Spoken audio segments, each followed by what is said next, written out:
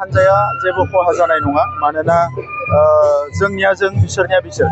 स' बिसोर गावसोरनि खामानिखौ बिसोर मावदों जों जोंनि खामानिखौ मावदों आरो रायजो राजाफ्रा बयबो मिथिगौ UPPL हान्जानि जोनोमा मानो जानाय बोरै जानाय आरो माबायदि खामानि मावगासिनो दङ दिनै बर' माहारिजों लोगोसे बेवहाय रायजो जानाय गुबुन गुबुन माहारिफोरनि गोबाव बोसोरनि जेंनाफोरखौ जोङो सुफुंदों गोबाव बोसोरनि जेंनाफोरखौ जों दिनै बोस्रांदों आरो लोगोसे फैबाय थानाय समाव जोंनि फरायसाफोर जोंनि आइजोफोर जोंनि लाइमोनफोर जोंनि माखासे आबादारिफोर जायफोर गुबुन गुबुन थाखोनि सुबुंफोर बयनिबो सोरगिदिं जौगानांगौनि थाखाय जों खामानि मावगासिनो दङ दा नंखायनो चिफ मिनिस्टार बिथाङा गावनि हान्जानि खामानियाव बेरायदों बेवहाय जोंहा जेबो खहा जाया आरो